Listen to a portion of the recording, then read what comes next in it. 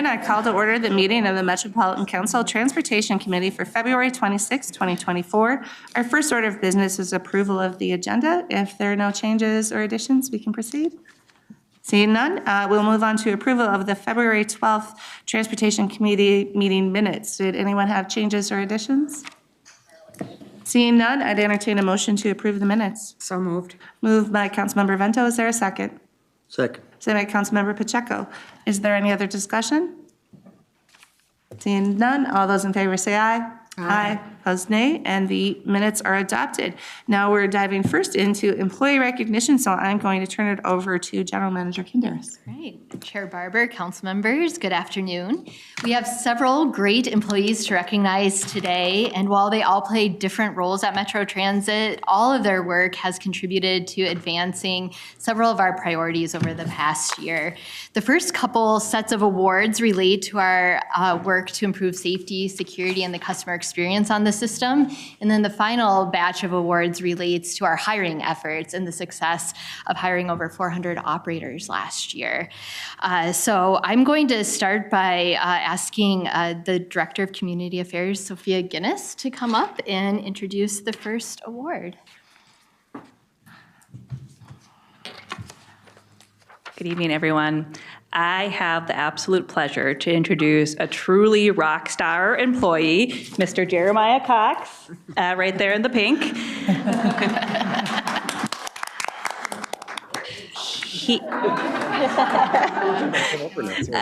He is responsible for implementing many of the customer experience programming that we have in our customer relations unit. And my goodness, we would not be as far as we are with many programming if it wasn't for him. And so today we're recognizing him for his work on Great Day in Transit, but let me stress, this is just one of the things that he does amazingly at.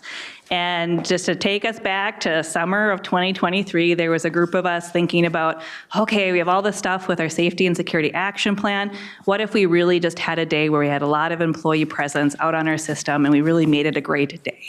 Hence, Great Day in Transit was born.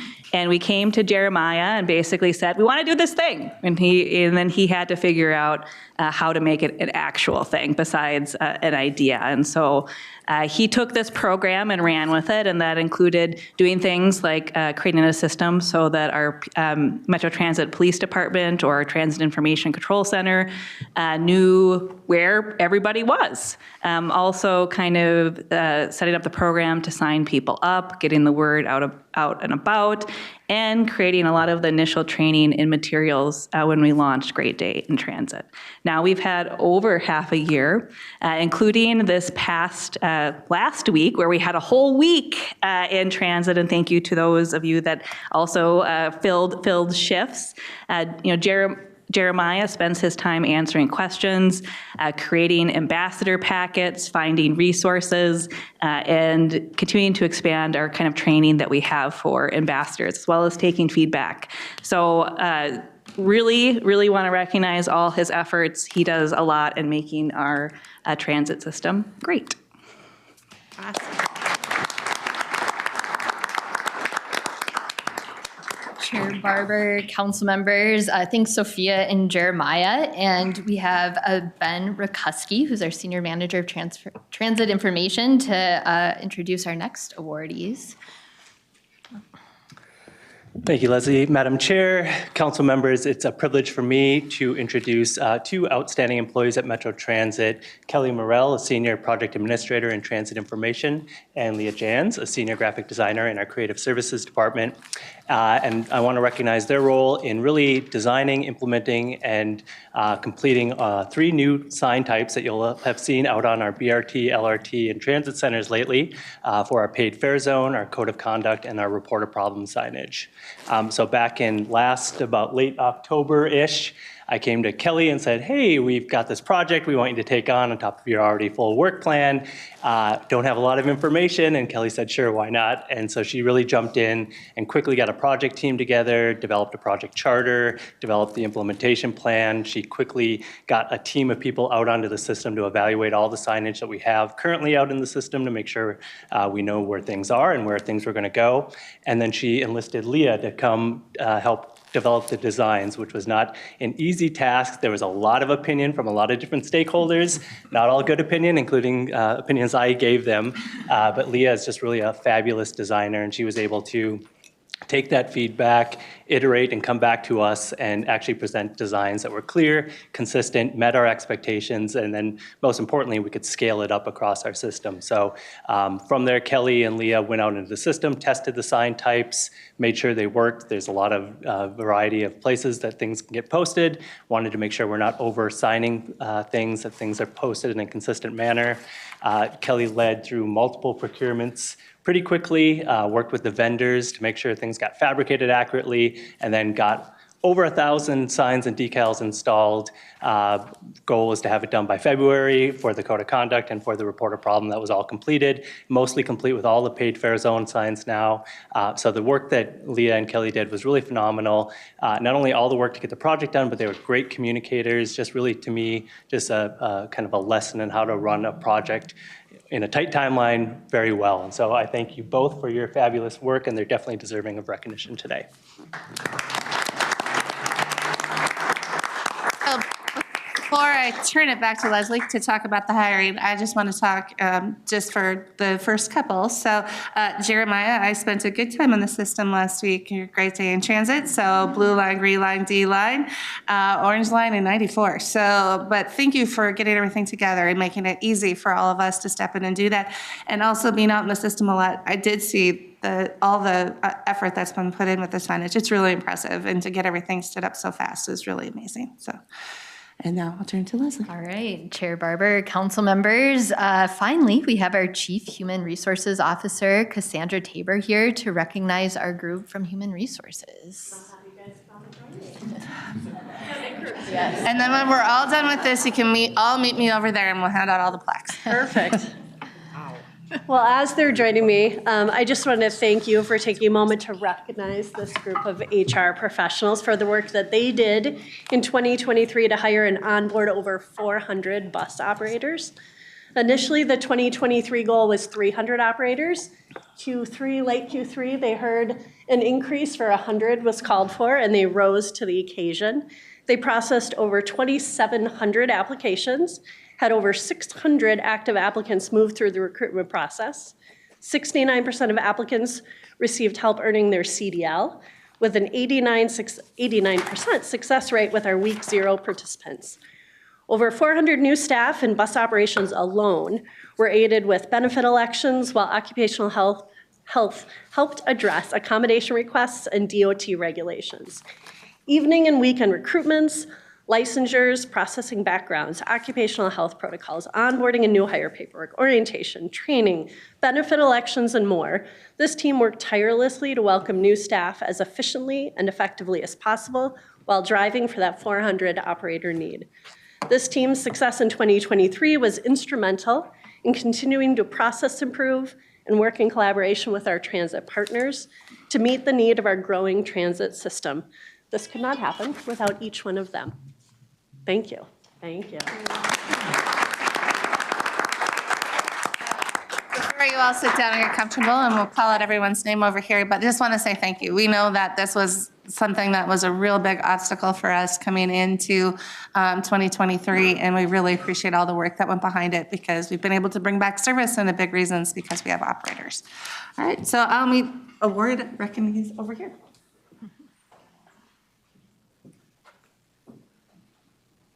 And we always try to do this like we're organized, but we're not. Oh. All right, Simon. He's coming back. Simon. Okay, Leah. Oh, there we go. All right, congratulations. All right. Turn mine on too. Janice Jordan. Thank you. No. Melissa Johnson. Thank you so much. Kelly Morrell. Thank you so much. I love your shirt. All right, Luis Martinez. Okay. Oh, thank you. All right, Thomas Scott.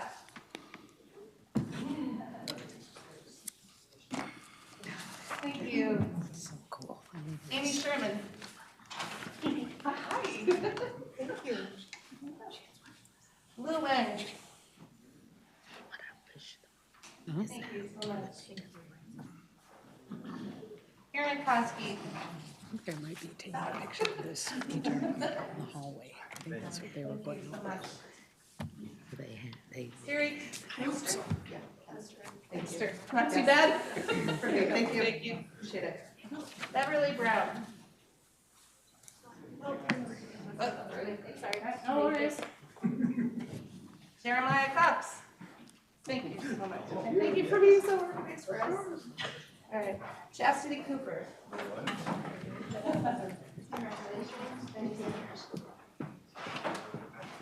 Chris Erickson. Thank you.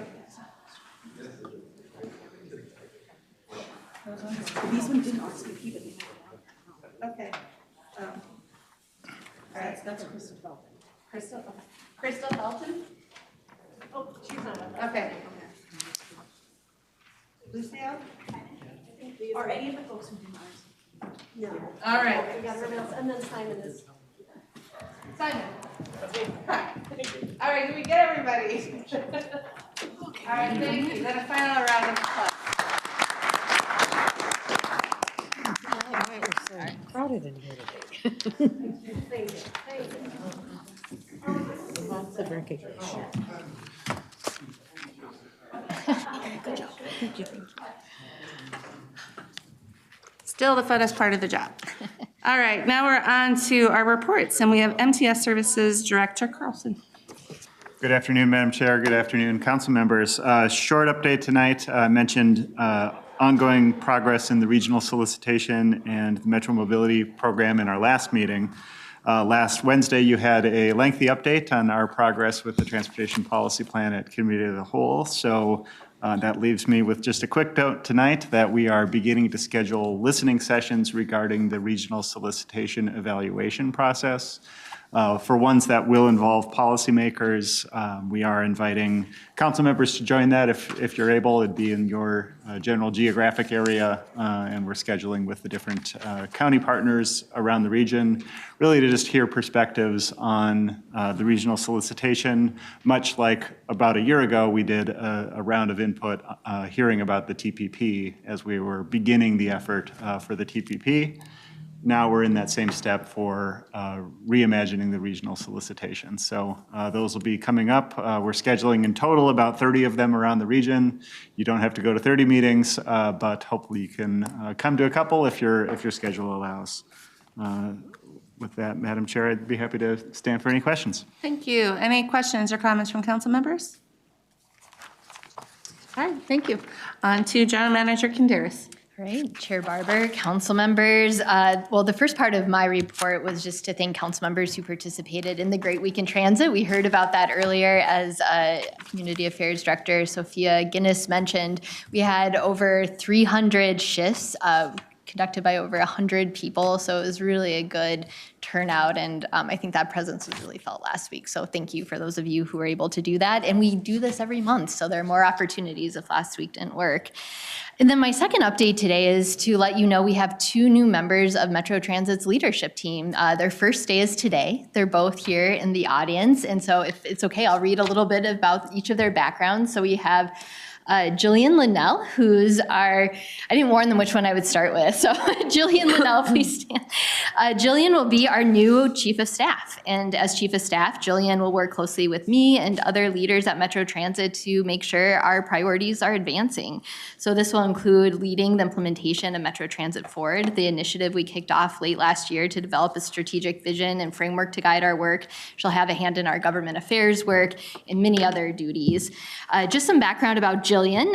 Jillian comes to Metro Transit from the Massachusetts Bay Transportation Authority, MBTA, or the T, where she has worked since 2018 and most recently held the position of, and she told me today her title was updated, I didn't get it, but it was when I wrote this, Executive Director of Capital Strategy.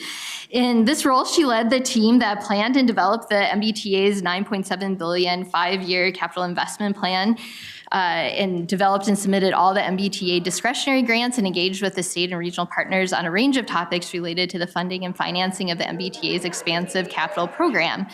Prior to the T, Jillian worked at the Massachusetts Department of Transportation in the Rail and Transit Division, where she managed the annual development of the 5-year CIP and transportation improvement programs for Massachusetts' 15 regional transit authorities, and an annual competitive grant application process that distributed federal and state funding assistance across the Commonwealth. And before moving to Massachusetts, Jillian lived in the DC area, where she worked as a transit project and policy manager at the Northern Virginia Transportation Commission. And she also held several positions related to public transportation and federal policy at the American Association of State Highway and Transportation Officials.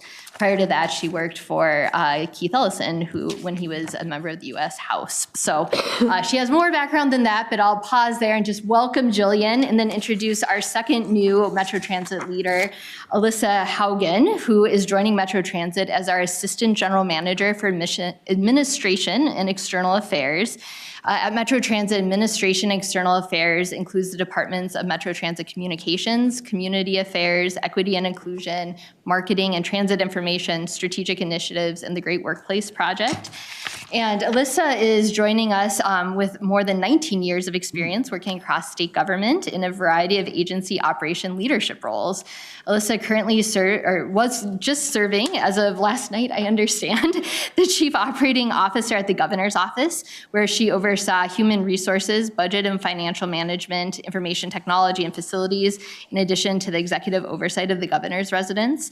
Prior to that, Alyssa has also been Assistant Commissioner at the Departments of Revenue and Health, where she oversaw agency finance, human resources, business continuity, project management, and information technology transformation efforts. She has also served the state as Deputy Chief Operating Officer at the Department of Health, Director of the Office of Grants Management at the Department of Administration, and Volunteer Program Manager at Revenue.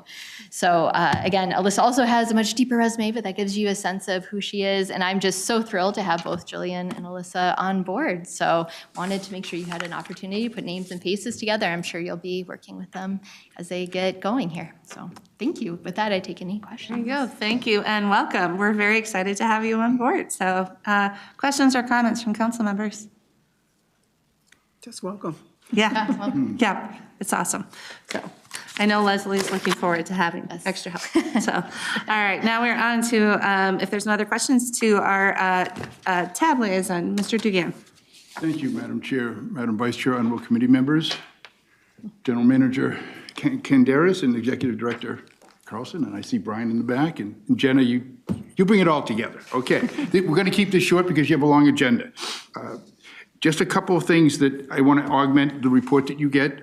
First of all, the Syrian award to MSP of 85% on-time performance, the best in the world, is quite an achievement.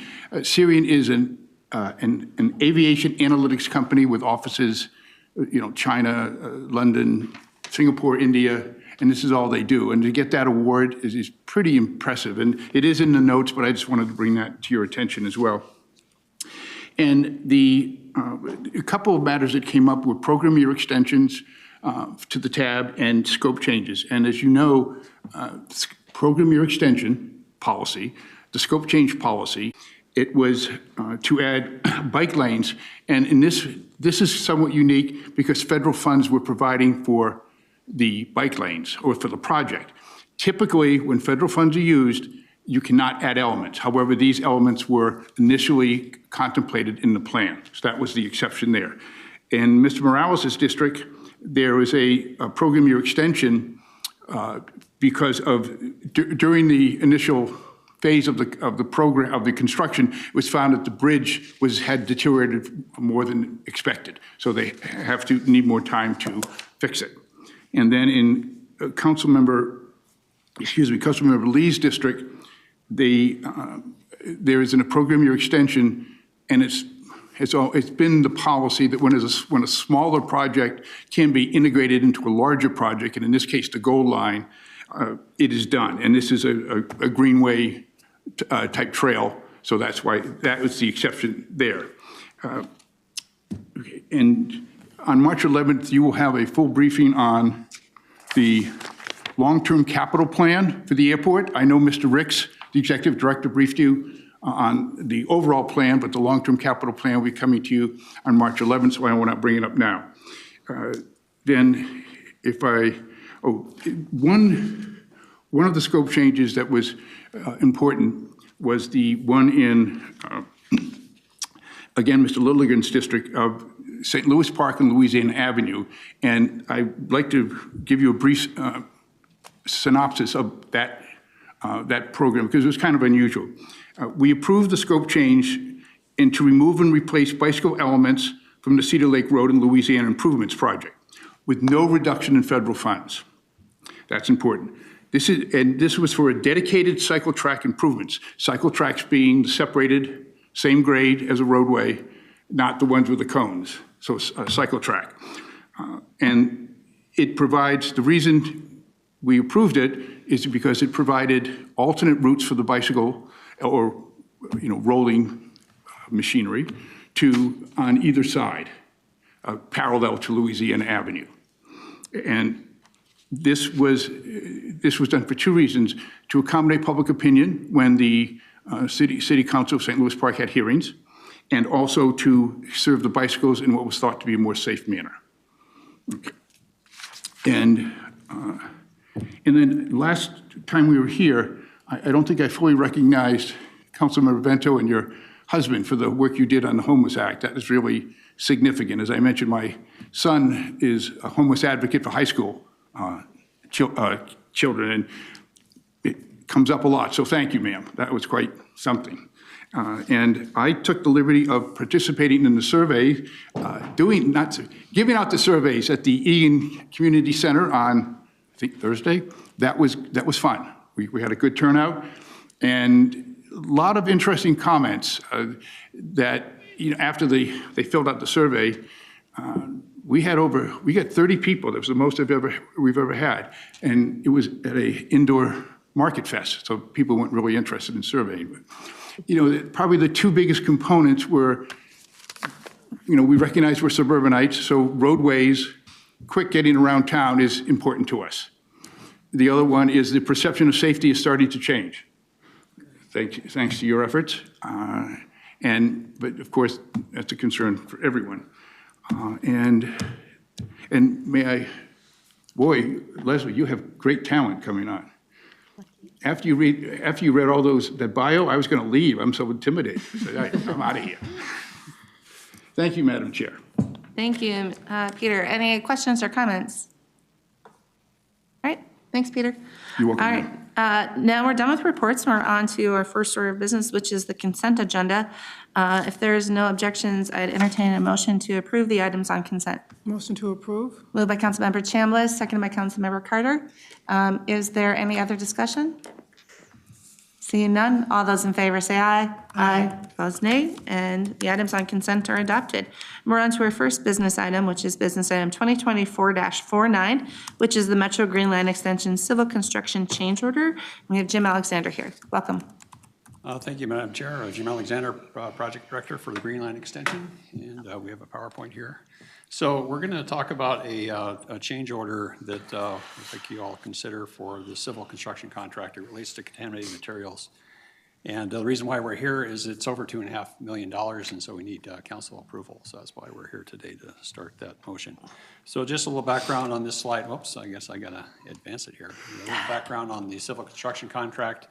We awarded back in 2018, and construction is progressing well along. As I've talked to you in the past, we currently have about $253 million of change orders on the project. Just kind of give you a status on that and the scope of work down below that we've shared in the past. Before I get into the detail of the change order itself, I want to talk about the process of how we come about contaminated materials on these projects. We essentially start back in preliminary engineering. We do a phase 1 environmental site assessment. And that's really a paper study to look at all the information that's available. We coordinate our work with MPCA, the Minnesota Pollution Control Agency, to identify what's out there, what's existing. And then a phase 2 gets in place, and we had SEH help us with this work, and essentially conducting a lot of soil boring. So we tried to collect as much information as practical along the 14.5 miles where we anticipate construction happening. Because essentially, if we're going to be excavating material and if it's contaminated, we need to deal with it. We don't go beyond our excavation. So I get that question sometimes: do we clean up other areas? We clean up what we have excavated for the project. And so out of that, there gets developed what we call a heat map along that 14.5 miles to identify where those expected contaminated materials are going to lie.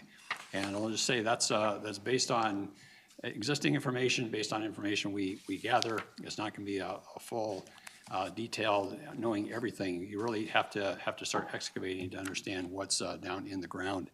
And so from that information, our engineering consultant puts together quantities that goes into the bid document, and the contractor provides unit prices for that. So essentially, an allowance gets established to deal with the contaminated materials.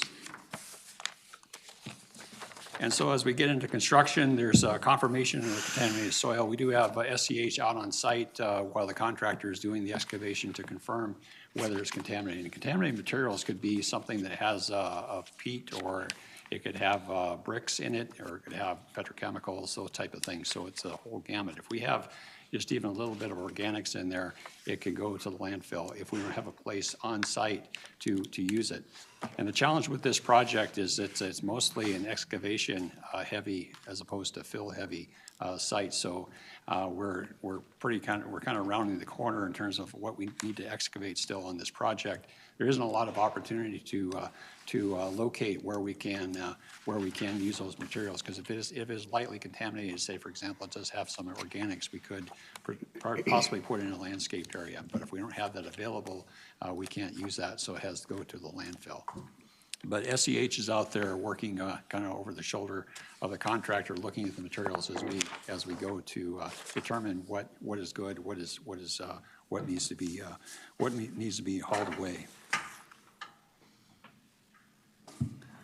So the current contract contains about 1.7 million tons of contaminated soil, and this change order would add 175,000 tons to get us to just about under 1.9. To give you an idea, that's around 120,000 truck loads that would be equivalent to that 1.9 million tons. And the additional quantity to essentially replenish that allowance, if you will, has related to the contaminated soils. We were pretty heavy on excavation back in the last quarter of 23 over in the Shady Oak area in particular, where we had higher quantities than anticipated. And I mentioned that if there's organics in there, it has to go to the landfill, unfortunately. So if it even has even 1 or 2% of organic material, it needs to go to the landfill unless we have a place to put it on site. And as I indicated, we're really running out of those areas. And the third, we have change orders primarily related around the Shady Oak area as we remove the OMF from the project. We talked about that some time ago, that we had some change orders involved that involved contaminated materials that were more than anticipated as the contractor started unearthing the materials. So, Madam Chair, the proposed action that Met Council authorized the regional administrator to execute a change order for contract 15P307A with London Crossing Joint Venture for additional contaminated soil disposal in an amount not to exceed $5 million. And I would add that this value is within our estimated cost of $2.86 billion. So we have this covered, and we hope that this will see us through the end. And I'm not coming back to you for more authorization, but this is where we sit based on what we know today. So I'll stand for any questions. All right, thanks, Jim. Questions or comments from council members? All right, seeing and hearing none, I entertain a motion to approve business item 2024-49. So moved. Moved by Councilmember Carter. Is there a second? Second. Second by Councilmember Vento. Is there any other discussion? Seeing none, all those in favor say aye. Aye. Opposed, nay. Motion carries. Thanks, Jim. Thank you. All right, now we're on to two different items, and we'll have Andrew Brody come up, and it's the Metro Transit Agency Safety Plan and MTS Agency Safety Plan. Welcome. Good afternoon, Chair Barber and committee members. I'm Andrew Brody, Director of Safety for Metro Transit. I'll be presenting business item 2024-50, same week item. It's just a little bit of background on this before I jump into the slides here is the Transportation Committee and the Metropolitan Council first adopted these plans back in 2020 as required by the Public Transportation Agency Safety Plan, also known as PTAS, and that is 49 CFR Part 673. A few of you have been here a couple times to review these plans and get them approved, but there are some new members, so I recognize that. So I put together some slides and kind of go through what the plan is and what it's not, and then obviously stand for any questions here afterwards. So already recognize the business item here for 49 CFR Part 673, and it's revision 6 that we're adopting of the plan. This is just a snapshot out of each, this one in particular is out of the rail agency safety plan. And this is just like the approval process, an example of what it looks like, of the amount of steps we have to take to make changes to our plans, and they have to be approved annually, reviewed and approved annually. And the reason why I picked the light rail one just to show you, because our State Safety Oversight Office actually has to review our light rail one, but not our bus one. So we have two separate plans, and that's the reason why we have two separate plans, one for light rail, one for bus, and it's just strictly for that reason. They're essentially a carbon copy paste for the most part if you did review them. And the only real difference is that State Safety Oversight Office piece has information in the rail one that kind of speaks to the State Safety Oversight Standards Plan, and they're housed out of the Department of Safety. So getting kind of into who approves the plan, first and foremost, the accountable executive. So out of the FTA, Part 673-5, we have to have an accountable executive. So in this case, it's General Manager Conderas as the accountable executive, signing the plan and making sure that we are compliant with all the PTAS regulatory requirements that have changed throughout the years, and ensure that SMS is implemented and effective throughout Metro Transit in the agency. And then the next one is the Joint Labor Management Safety Committees, also known as the JLMSC. So this was a product of the bipartisan infrastructure law that was signed a couple years ago. And last year was the first year that was required to review these agency safety plans prior to coming to you folks. And that, again, the responsibility is first and foremost to approve and review that agency safety plan before it comes here, identify and recommend any mitigations or strategies necessary to reduce the likelihood and the severity of consequences identified through the agency safety risk assessment, which is explained in the agency safety plans, identify mitigation strategies that may be ineffective, inappropriate, or were not implemented as intended, and identify safety deficiencies for purpose of continuous improvement. So again, that was part of the bipartisan infrastructure law to really help with trying to get frontline buy-in, and also make sure that frontline is looking at these mitigation strategies that Metro Transit is coming up with to ensure they're effective and they're useful and they're actually going to work. Next is safety at Metro Transit. So agency safety plans are not the only mechanism within Metro Transit. We have many programs that speak to safety. We have a workplace accident injury reduction program, also known as the AWARE program. That's required for MIN-OSHA. And that program also has their each own committee to bring up safety issues within each of our facilities. So that is at each one of our facilities, and that's separate from our Joint Labor Management Safety Committee. That kind of is the overarching committee over all those safety items. We have employee safety programs such as lockout, tagout, fall protection, et cetera. That's also required by OSHA. We have emergency action plans for our facilities to ensure our employees can get to safe refuge if bad weather, tornadoes, fire, things like that. We also practice fire drills on an annual basis, which are also included in the emergency action plans. Also emergency spills, things of that nature are housed in that. Bus operation emergency management plan, light rail operations emergency management plan. Those are plans where it would be activated in a case of emergency. And then we have the safety and security action plan that you all hear much about. That's more of an executable type plan with more than 40 elements to help the safety on the system.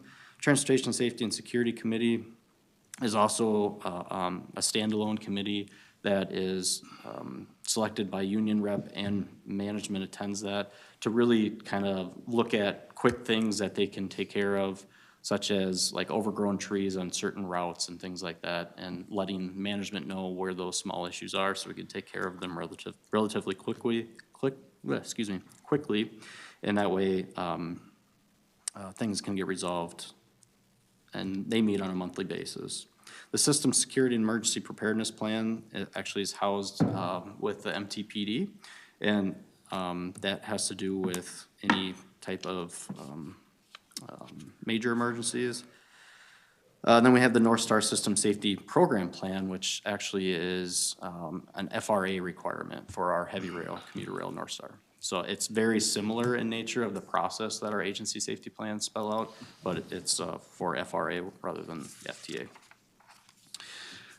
And then we're gonna get into what is actually kind of in the agency safety plan and what it does here. So what the ASP needs to support in the operation of Metro Transit is it needs to be viable, practical, healthy, capable, and it needs to have growth. It needs to be flexible, must be able to be modified. That's why we review it each year to ensure that it's accurate and it's working for our operations as our operations change and things change. It needs to be accurate. It needs to reflect what we are doing, not what we want to do. So not necessarily what we want to do in the future, but what we're actually doing. Useful, cannot be unwidely and cumbersome. Then it won't be used. What's included is a collective and review of all transit department procedures and rules, reflect the agency practice, prioritize hazards by using risk-based hazard management, as I mentioned before. And it also is reviewed at a minimum annually for continuous improvement to implement a Metro Transit safety management system. So some people don't know what SMS is. I throw it around like it's candy because I've been kind of in the industry of SMS and planning SMS and implementing SMS for different organizations for quite a number of years. So I wanted to kind of lay out the groundwork of what is SMS before we can continue with the agency safety plans.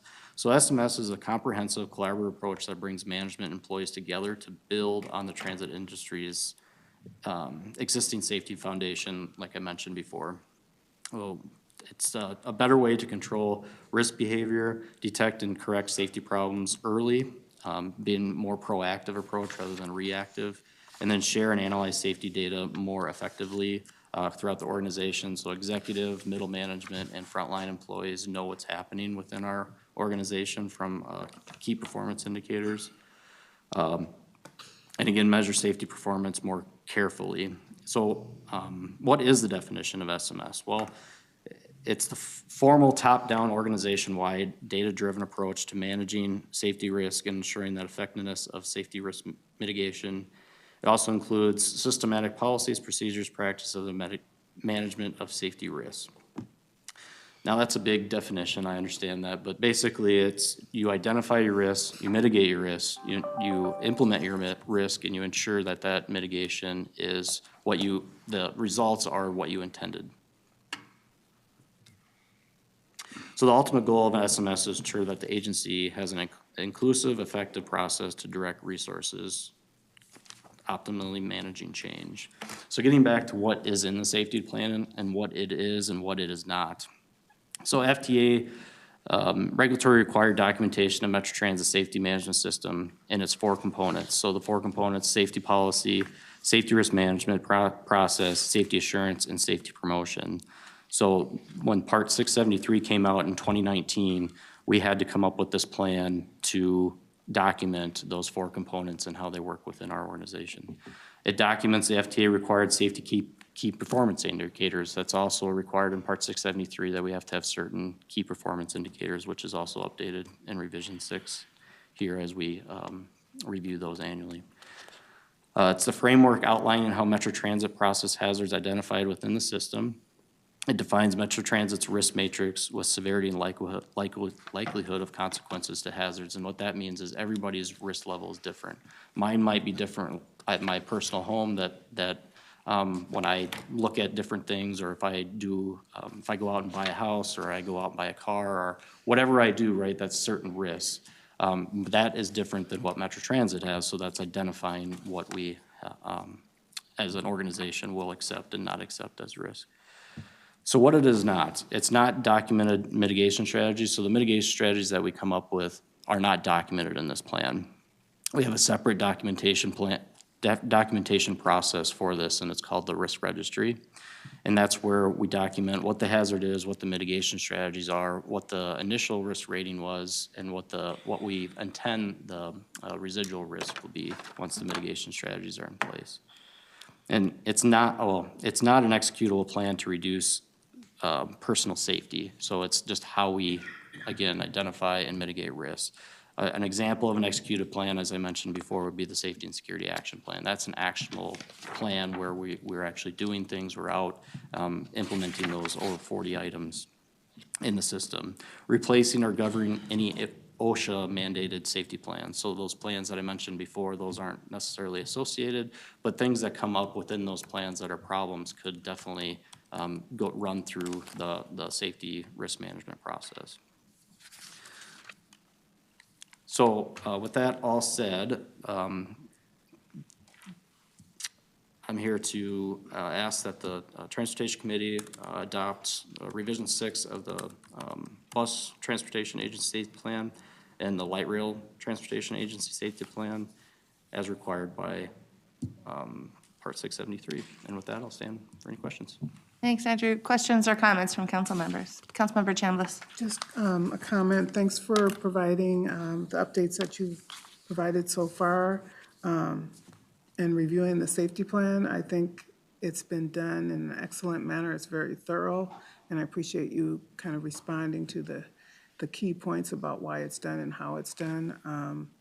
And I like the fact that it includes continuous improvement, and you can measure whether or not it's successful by the way that it's been designed. So thank you so much to everybody who's worked on this process.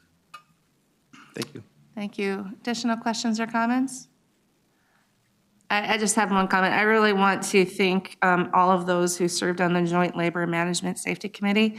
As we heard a lot about last year, this was a very key part of all of this. It includes members from Metro Transit, but also our partners at ATU. And I think that the great strides we've made over this last year has really made this something that it makes a lot of sense, is right size to what we do, and I really appreciate the collaborative effort that you've coordinated and your counterpart at ATU as well. So additional questions or comments?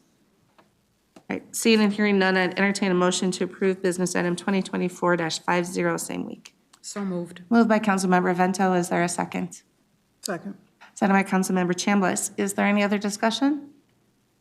Seeing none, all those in favor say aye. Aye. Opposed, nay, and the motion carries. I'll turn it back to you, Andrew.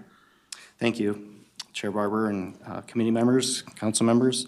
I'm here to present also very similar, the business item 2024-59 same week.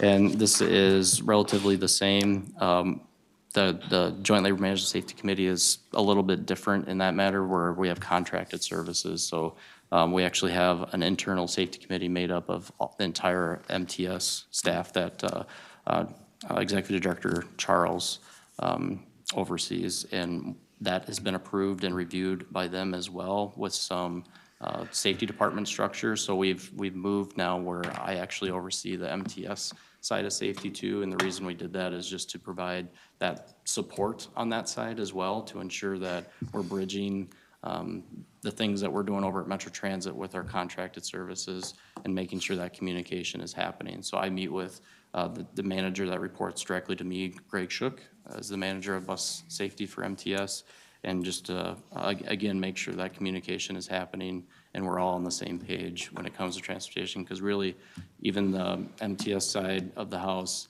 you know, what the contracted services with fixed route specifically, the only thing different is the operator. It's a Metro Transit branded bus, it's Metro Transit routes. So we thought that was important to make that change, and that's the biggest change in the MTS agency safety plan. And with that, I would propose that the Metropolitan Council and the Transportation Committee adopt revision 3 of the agency safety plan for the Metropolitan Transportation Services as required by 49 CFR Part 673, and I'll stand with questions. Very good, thank you. Questions or comments from council members?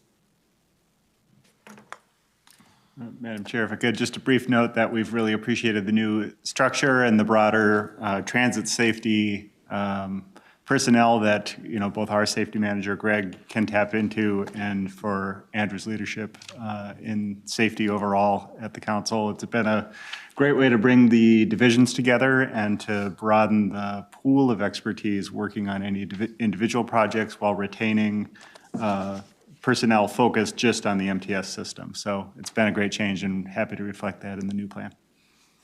Very good, and I would just say an extra thank you to our contracted services partners for coming to the table to help with this. So, any additional questions or comments? Seeing none, I'd entertain a motion to approve business item 2024-59, a same week item. So moved. Moved by Councilmember Carter. Is there a second? Second. Second by Councilmember Cameron. Is there any other discussion? Seeing none, all those in favor say aye. Aye. Opposed, nay. Motion carries. Thank you, Andrew. All right, so that concludes our business for the evening. So I think our first item can go consent. The second two, both because they're same week, but because they're the safety plans, I think go non-consent to the council, if everyone agrees. Yes. Very good. All right, then we are on to information, and we're going to start with microtransit planning. We have Adam Harrington and John Harper here to present. Good afternoon, Madam Chair, council members. I'm Adam Harrington. I'm the Director of Service Development at Metro Transit, and I have with me John Harper, who's managing contracted services at MTS for us. And we've got a good partnership of providing transit service and the microtransit pilot project that we've been operating over the past year and a half now. And so I'm going to give a little bit of a review on that, but I'm sure as many of you know, we've had a lot of interest in microtransit, not just in our North Minneapolis pilot area, but in many other areas around the region. So just a little reminder, what is microtransit? It's an on-demand service that's app-enabled, same day, and you can have multiple passengers on a trip, and it's served in a geographically constrained zone. So in the case of North Minneapolis, you can see the map here where those boundaries are. We've been operating in this zone, the whole zone, since February 2023, and it was about half that size before then, back to September, south of Broadway down to the south end of the service area in this map. In December, you may recall, we have increased the fare to what the current express fare set is today, and we're going to keep that moving forward at this point, which includes a free transfer. And we've also added a new feature to the app that we're using with Via, who is our vendor that manages this app, that helps guide customers to a faster alternative if their trip that they've requested on their app is faster on a bus route or BRT. So that's just getting off the ground. You can see that's December 2nd, so we need a little bit more data to really understand what the impact of that is on our service in that area. So just a snapshot of what I think is success in our North Minneapolis service area for microtransit. You can see the dotted line in the middle is the difference between when we expanded that zone, and the dotted line on the right is when we added the different app feature and increased the fare. We've done very well, I think, This area is a highly densely developed area. It has a lot of transit options already existing. And so one of the things that we're looking at as we plan for the future is testing a different market area. So when we think about what we want to test, we want to really look at the different context of suburban, lower density market area, where perhaps some of our fixed route services don't perform as well, and they're just not able to cover the same type of geography as this type of mode might be. We want to be able to connect it to a transit center so that if we're in a suburban context, a customer can certainly transfer to the whole rest of the system and the rest of the network. And we want to learn what the impacts are on some of our suburban bus routes as part of this next market demonstration. We're going to be sharing information with other providers. You'll see on the next map that many other providers operate a microtransit type service in their service area. So we'll be evaluating that and sharing information back and forth. And this aligns with our new funding requirements. So part of our 3/4 cent sales tax requires us to invest in microtransit type service. So this accomplishes that part of that mission, hopefully by the end of 2024, as you'll see. But again, we're learning, and so this effort is going to help us inform policy development as we work with our partners at MTS over the course of the next couple of years to really identify what our policy footing is moving forward. So these are high-level goals for this project as we move forward. On this map, it shows a range of things, and I'll just start with the most obvious things that stand out, and that is the shaded colored areas that are the suburban cities, that are the suburban transit authorities that provide this type of service already and have for a number of years. So you can see in the southwest area, Southwest Prime, MVTA also provides Connect, Plymouth and Maple Grove each have their own type of service that's similar as well. So the lighter shaded area is where that adjacent service also provides one end of that trip into the area outside of their city. So in the case of Maple Grove, they will serve Brooklyn Park as long as one end of the trip is in Maple Grove. Same thing with Southwest Transit. Southwest Prime will serve one end of the trip in those areas that are shaded, which include Edina, parts of Minnetonka, and Point South, as long as the other end of the trip is within their Southwest metro territory. Same with MBTA. So there's some overlap here, and that's going to be part of our learning with how those services work and hopefully partnering a little bit closer with all the other providers. The lines on this map represent either the BRT routes that are operating or programmed out to 2027. You'll recall Network Now that we're also working on at Metro Transit to plan our future network is out to 2027, really looking at Southwest LRT Green Line extension as kind of the outer bounds in time for the window we're planning for. And so this is going to mesh with that as well.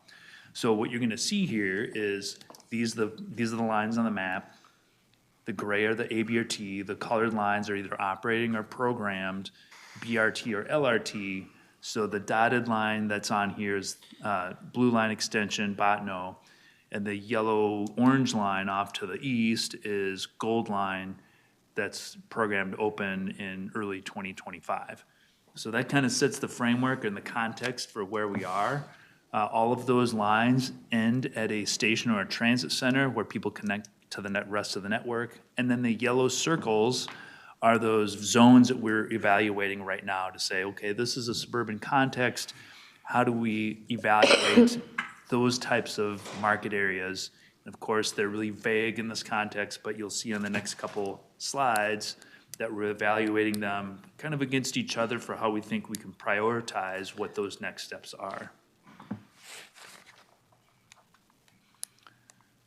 I won't go too far through this grid presentation because there's a lot of information here. The projects on the previous map are listed across the top, and I think we'll do a better job of listing them on the map so you can match them up. Probably more valuable are the criteria for how we're comparing these different projects on the left column, which I'll just read them off since they're small. It's housing and transportation burden. So this is related to low-income housing in particular and the density of development related to it, the accessibility or walkability of that area, the density of development, how many one or no vehicle households there are in that area, number of rental units. And then as we think about sequencing these, the last two, distance from an existing on-demand service that I described from the other providers, and the readiness of this area relative to, is there a BRT or LRT operating, and how can we anticipate those next steps? So this is kind of a stoplight type prioritization for these different zones. It's not, if it's red, it doesn't mean that it's bad, it's just how we prioritize amongst the group. And so we'll continue to evaluate this as we learn from the projects that we'll be advancing this year. And this will help inform what our policy footing is moving forward. So this is just the beginning. So don't feel like this is set in stone. We have a lot of work left to do on this. Next couple slides are going to be examples of what those microzones could be. And our goal is to implement 2 micro projects by the end of this calendar year, so by end of 2024.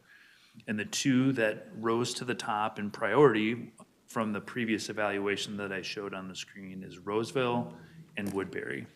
So this map here is, again, it's a draft, and we'll be working with the city staff and other interested parties on how do we exactly massage that zone for implementation when we get there, and how do we work with our provider that we'll be working with to deliver that service once it's been identified.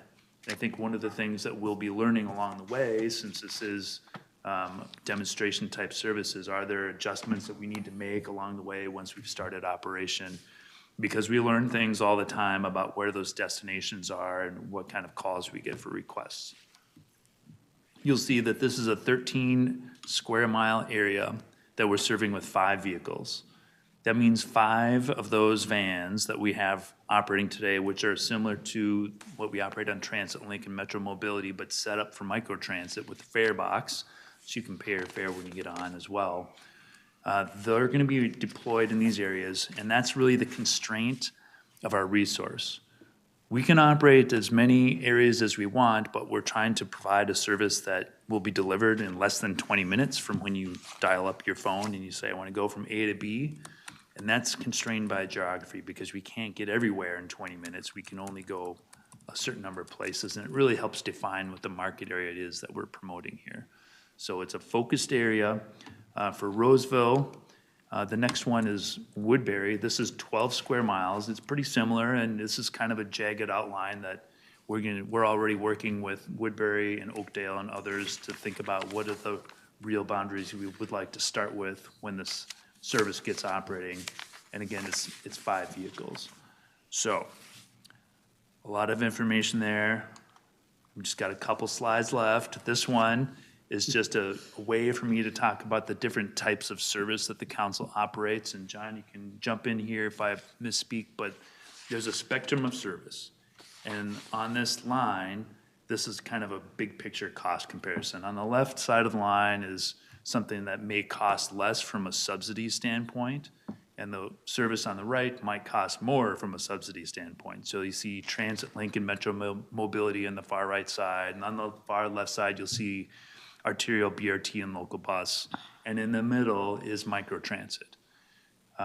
So you'll see the yellow bars just to the right of the North Minneapolis microtransit, and that's because we expect that these suburban areas are probably gonna cost a little bit more. The distances are longer, there's fewer people, there's lower density, so we're expecting that that cost is gonna go up a little bit, but just wanna frame the expectations as we develop this project moving forward. And then lastly, this is the last slide with information on it, and I'll ask John to chime in at the bottom here too, but this is, we're moving forward with a request for proposal for vehicles and software, which will include the current North Minneapolis service as well as the 2 additional areas that I described for Roseville and Woodbury. If you want to add to what's left in this time frame that we have here. Sure, Madam Chair and committee members, just to emphasize that within the MTS work, we hire contractors to do the work, and with this type of service and this vehicle size, that is the typical way that agencies deliver the service. And so with us, we have to facilitate a procurement. We're facilitating a procurement both for software, because the software was purchased on a demonstration, and we also are procuring service. The current work has been added to an existing contract as a 2-year amendment.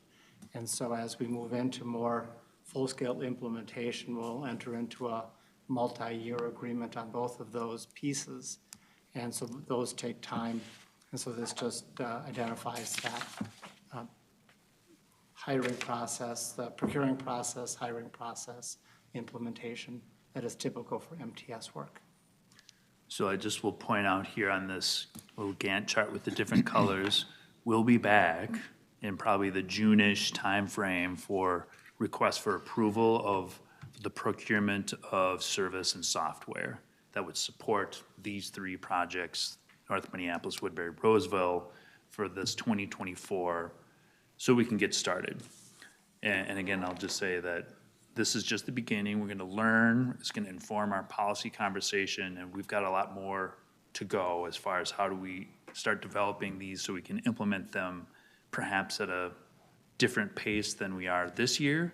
But there are opportunities before us, and we're gonna be learning how effective it is, how much it costs to operate this type of service, and what those trade-off benefits are. And obviously, other providers already do this in their suburban context, and there's a cost structure that's different from where we are. So we're gonna be learning about that as well. So with that, I'll stop there, and I'm happy to take any questions. Thank you. Questions, comments? Councilmember Carter, then Vento, then Chickless. Thank you very, very much for a lot of information presented compactly. And I really appreciate hearing about the upcoming work that you're going to be doing. 2 pilots into this year, in addition to implementing the North Minneapolis pilot as permanent service. I'm looking at the evaluation and prioritization sheet and know you all have done a ton of work on this, and appreciating the color coding that helps us to understand how certain areas may stand out for prioritization. And I do see the Woodbury Gold Line and the variety of assessments that you are making, and the Roseville area as standing out, as ready for a number of reasons.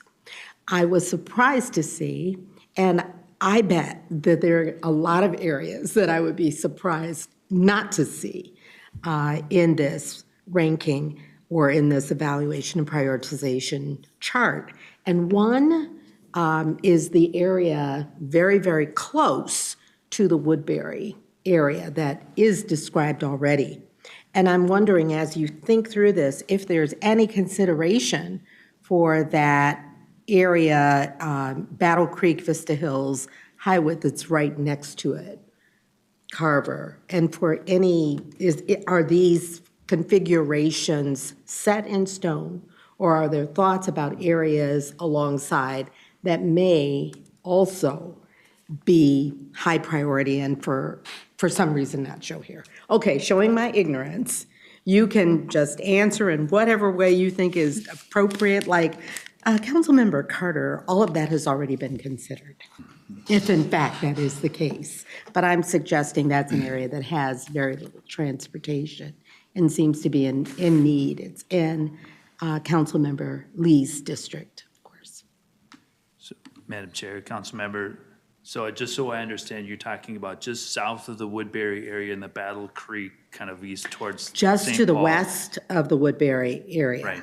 Right, that you've outlined here. So I won't say that it's been considered and dismissed. I would just say that it's a little bit different than what we're aiming at with the current pilot project. One of the things that we're thinking about in particular is that there's a real absence of any transit service in Woodbury. And as we launch Gold Line, we want to be able to try something that might meet that need. So right now, between Woodbury and not quite that area to Battle Creek, but there's a Route 323 that goes lower Afton and up to Sunray, and then over does make some of those connections. So there's some service that is there. It's not to say that that isn't a good idea and something we should think about as we look at other areas. The other thing that we're challenged with is the shape of that area. How do you squeeze it so you can actually meet your objectives of, we'll be there in less than 20 minutes and get you where you need to go within 5 vehicles. So I appreciate the comment, and it's something we can take back and look into. Thank you. Thank you. Councilmember Vento? Thank you, Madam Chair. Thank you, and thank you for considering Woodbury on this. When I first moved to the Twin Cities 40 years ago, Woodbury was a tiny little suburb, and the hub of it was kind of at the corner of Weir and Valley Creek Road. There was no 494, and there weren't as many houses. And I can remember over the years, there was a certain spot where as I would go south, I could look out and I could see an increasing number of roofs. And it always kind of blew my mind. And I'm beyond the point now of being stunned by the growth of this community. Tomorrow night, I will go to my precinct caucus, and I will tell you that the diversity in this area is pretty remarkable as well. Diversity in every aspect, racial, economic, age, ability, you name it. And I think that, I hope it's a success. I've gotten 2 calls now already from people who are very happy that this is being considered, and I just want to say thanks, and I hope all goes well with this. I think it's good for us to try the less densely populated areas, and especially as we're preparing for Gold Line, because we've put a lot of effort into Gold Line, and we want it to be a success. So thank you. Thank you. Councilmember Chambliss? Oh, thank you. So I have some specific questions, and it's more about strategy implementation and how we're going to do the follow-up analysis.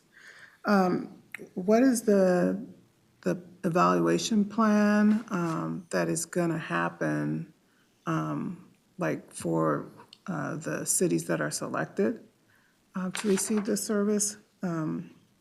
And how do we get to these evaluation criterias and prioritization? Because we have different market areas, but yet we're evaluating them all together as if they're all the same. So can we look into that? Yeah, Madam Chair, Councilmember, absolutely is a great question, and I would say the criteria that we came up with for these, comparing these to each other, are really very similar market areas compared to a dense core urban area. So while, for example, northern Brooklyn Park is not at all the same as Arden Hills or northern Roseville, they're more similar than they are to North Minneapolis or South Minneapolis. So there's a density and market area similarity that we looked at here. It's not to say that we wouldn't come back and say there are other considerations, because we'll be looking at how many rides per day, what the distance is, what's the delivery, are we able to meet our goal of arrival in less than 20 minutes, how much does it cost to deliver that service, and then how would we evaluate future projects based on what we learn from the actual operation of it. So the other thing that we'll learn too is if we have a different software vendor, are there different features or tools, or how does that operate in this environment? So there's a couple things that we'll be looking at. I'll also offer that one of the challenges that this workforce labor market has is back in 2018 or 19, we had vendors coming to us saying, we'll provide the operators. We can get the vehicles, the operators, the software, and it's a turnkey operation. I think that strategy went away over the last couple of years because there's just not as much confidence in the workforce, but that's another area where we'll probably look at and say, is there potential here? Is this the right model? Can we do something a little bit differently? So it's, how do we operate delivery with the customer? How do we operate? Are we effective with our resources between our contractor and the vehicles? And does the software meet our needs? What do we learn from other providers? And there's a lot that can be learned from Maple Grove, Plymouth, and Southwest, for example, and how do they do it? And can we do something similar? And can we get to some consistency between the operators and how we do that kind of service? Councilmember Chambliss? This is kind of related to what you're saying, the consistency between the operators and the overlap. I wasn't exactly sure if there are going to be modifications to service, like, for example, from Maple Grove to wherever their overlapped boundary is? Or is that something that would be negotiated, or would that change if there were future microtransit services? I'm not exactly sure how the overlap is being utilized or evaluated. Madam Chair, council member, that's exactly one of the things we'll be looking at, because we're learning, Maple Grove's learning. We haven't done this before, but we know we want to be good partners and we want to be fair to how we evaluate and distribute our service. And so that's going to be part of the conversation that we have with our neighbors is how do we do this? How do we match that up? Because if one provider is having one end of the trip in their zone and one in ours, then it probably goes both ways also. And how do we balance that service out? And that's really could be complicated when you have two operators essentially doing the same thing across boundaries. Okay, since these are still kind of tests, even in the new areas, do we have an idea yet of what the optimal level of service would be? If we, if we had a wish list or something like that? Like you have 5 buses, but that's kind of a. Madam Chair and Council Member, want to respond to a thought I have related to a couple of the questions here, and I think it fits into the line of questioning. Prior to a year and a half ago, from the Met Council service area perspective, when you look at this continuum, we had the left side and we had the right side. We had service areas where we had density and trip production that was sufficient enough to provide fixed route service. And that's the left side. Density, a lot of good transit service, relatively low subsidy. We had service we could deliver on the right-hand side, demand response service, both ADA demand response and general public demand response. And I've often characterized TransitLink as being like smooth peanut butter on a piece of bread, where we provided a little service over the suburban, exurban parts of the region, but not a lot, and not high quality from, you couldn't just call up and go somewhere. You had to think ahead. You had to, there wasn't a lot of availability, and it really was stopgap kind of service from the service delivery perspective. Microtransit sits in the middle. And microtransit is like a Swiss Army knife of service. And that is, there are a lot of ways to deliver microtransit. And this North Minneapolis pilot that we're in the middle of is one way of delivering service. We're looking at a couple of zones that are suburban in nature. And that's a different tool in the service delivery. And we've done a lot of work over the last year and a half, both internally and actually via our software vendor has come in to help us significantly with their expertise of how they're delivering service in other places. But we are trying to figure out what is the right yellow spot here in the continuum. And to the question around Woodbury versus Battle Creek part of St. Paul and so on, we're trying to figure out what can we do well, what can we do with, if you put 20 buses out, you could do all sorts of stuff, but 20 buses cost you money. 20 buses costs you, the subsidy becomes significant. And so you have to kind of balance that. And we are new in the game from agency perspective, and we're developing policy and we're developing implementation procedures. And so, I'll say we take back a lot of the feedback we're getting tonight. We don't necessarily have a lot of answers to the questions. I'll say that the service from a performance perspective, because the trips are shorter, the density is higher, it will do better in a productivity perspective than will our Metro Mobility and TransitLink service, but it's going to do less well than fixed route. We have to figure out what we're comfortable with in the middle ground. And, Adam talked about what we're going to be looking at.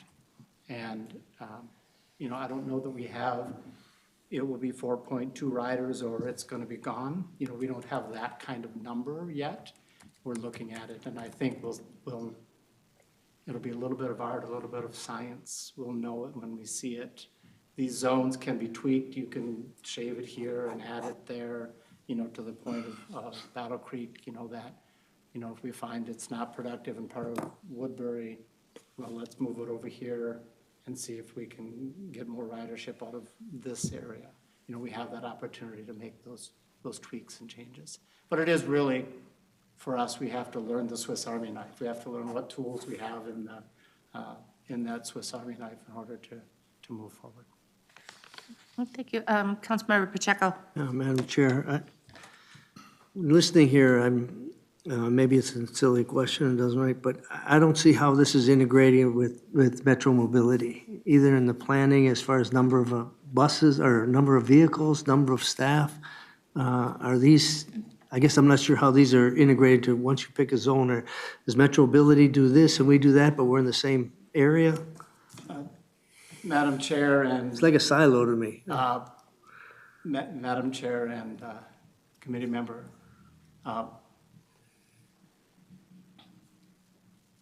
our experience in North Minneapolis is that, well, let me start here.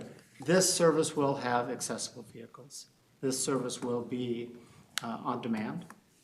We are not going to, you know, ask people, are you a current Metmo customer? Are you a current Transit Link customer? We're not going to ask, you know, that we don't, doesn't matter. We have found that customers in our North Minneapolis experience, there are customers that like the higher amenity service that Metro Mobility delivers for them. Customers who are ADA eligible will stay on Metro Mobility if they want to go outside the zone. We have found that there are certain customers of Metro Mobility that say, my origin and destination are in the zone. I can function independently enough that I can utilize this service because we are not door to door. We are curb to curb. You have to be able to function a bit more independently on microtransit than on our ADA service. But they have, you know, if you're going to Cub Foods in the North Minneapolis zone and you live in the zone, we have people who have moved from Metro Mobility onto this service. And so we have seen that the client, it's a different service. We do not have to certify, we do not ask for any of that, but we have found that people have found the right place within our service model based on their ability to travel independently, to like the higher amenity or not to like the higher amenity ADA service that we deliver. So it's, you know, we aren't making these decisions based on where our ADA service is, but, you know, certainly it dovetails with what we provide. All right, additional questions or comments? Councilmember Cameron. Okay. I'm not sure that I have a question full-fledged question, so I'm just thinking out loud here. With all these conversations around density and the North Minneapolis pilot, I guess, have you, let me think about it. Okay, if you are looking at other partners across the country who are further along on implementing microtransit, are in those, if you have that information, are they more successful in high-density areas or in lower-density suburban regions? And I think there's some questions about taking away transit. I know you mentioned that there's there's an option or a suggestion if there's a fixed route, but I don't want to set ourselves up to compete with ourselves, is kind of where this question is. Well, Madam Chair, Councilmember, that's been the concern all along, is how do we evaluate these kinds of services compared with fixed route? And I'll say that our North Minneapolis project is a rare one to be in that kind of urban density. I couldn't name another one right now as I sit here, but there's a whole bunch of suburban ones in our own metro area and across the country. They're primarily used as an accessibility tool. So areas where we can't be as successful with fixed route because it would take too many routes to serve the same kind of destinations and ridership, and this really fits that blend. So we do look at our peer agencies and peer systems to learn from them, and we'll certainly do the same here locally. And then I'll just mention, building upon the question about how do we fit together with Metro Mobility or Transit Link. The other piece to this is Transit Link provides trips that are really long. They're 10 plus miles long. These are gonna be 2 to 5, maybe 2 to 4 mile long trips. And so that's serving a different market, and hopefully that we can learn, as we learn, we can blend those things together, and there's a complementary nature to it instead of a competitive nature to it. If that's helpful. All right. Additional questions, comments? All right, I have a couple. So first of all, I will say Councilmember Cedarberg reached out and is very excited to see the pilots coming on the east side. So very happy to see that. A couple of things. The first one, so for ridership, I would say like in the comparison in a suburban model, Southwest Prime is pretty well established. I mean, it's been very successful, and it seems like that might be a good model to compare to kind of see if we're doing that. Is that sort of part of our game plan? Or at least a pick, because a couple of them aren't as well established, I guess. Yes, Madam Chair, absolutely. We have a lot we can learn from our peer agencies in this region and how they're delivering service and what their cost structures are and how we can apply some of those lessons learned as well. Oh, great. And then one question came up with TAB last week, and it had to do with how many, when we put in microtransit or some of these other things, like how successful are we at connecting to regular route service or ABRTs or things like that? And I was just, I don't know if there's a plan to kind of capture some of that data. I know we were doing some of that with the pilot one in Minneapolis, but I think that's definitely a question that keeps coming up, especially as like a group like TAB is looking at potentially funding more microtransit. Yeah, Madam Chair, yes, we'll absolutely be evaluating the service. And you may recall the pie chart that's been shared before about what are the destinations people have taken in the North Minneapolis pilot. We'll be doing something similar to understand how it works. Yeah, Councilmember Chambliss? Oh, yeah, this is about the timeline. And how long is the test period for the 2 additional microtransit? So I'll let John talk about the contract that we'll be setting up through an RFP, but we'll be giving it probably 12 to 18 months to really understand how it performs before we make any significant changes to it. Not to say that we wouldn't adjust the boundaries of the service area as we learn as we go, but that's what we have in mind. Yeah, Madam Chair and Council Member, from the contracting perspective, we are going to release an RFP for a multi-year contract, probably a 5-year contract that will cover these 2 zones, but additional zones that we are contemplating, in years to come.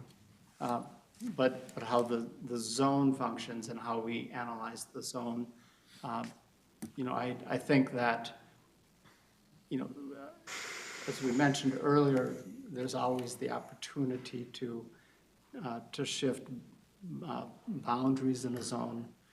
If a zone isn't working well, and what that means is, we have to figure out still, we have the opportunity to make those shifts, but we do have to give it time to, as Adam said, 12 months, 18 months, something in that nature, to let people even know what's out there, to let people get kind of comfortable with using it,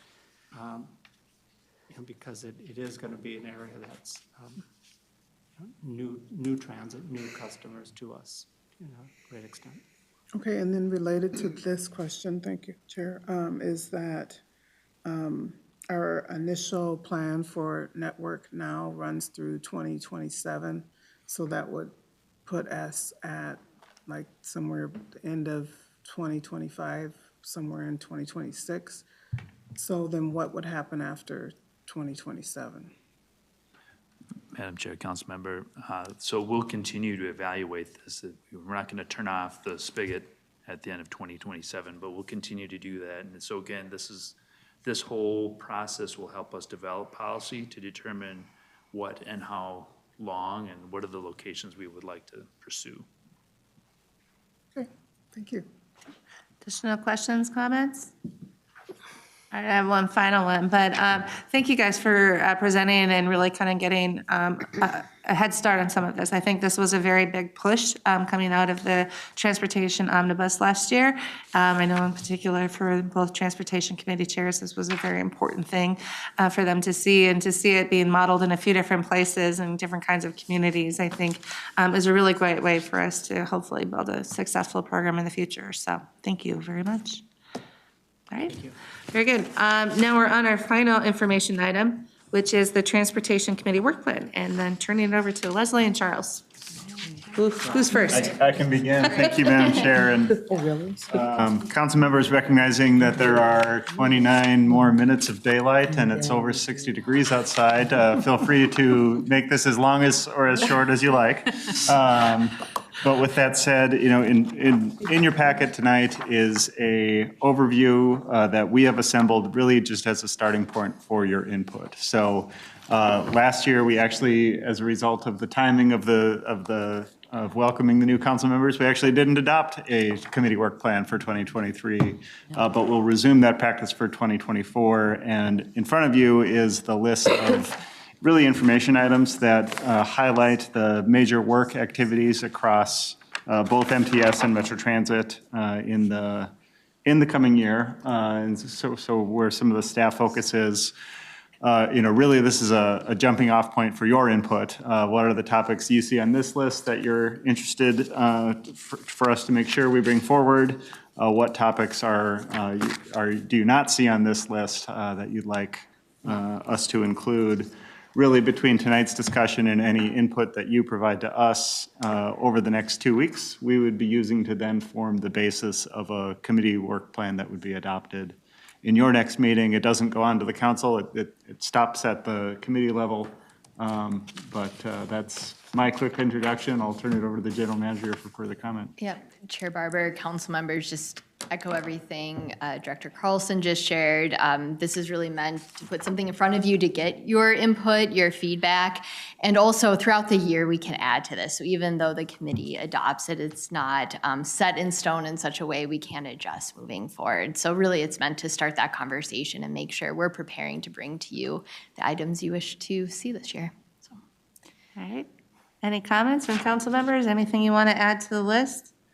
They're very open to comments. So, yeah, so if you've got them, definitely email them ahead. We'll be adopting in our next one. But if there are certain things that you want to learn more about, and some of you are newer council members, and so sometimes someone like me might forget that we need to go back and rehash that, let us know, and we'll make sure we get it on the agenda.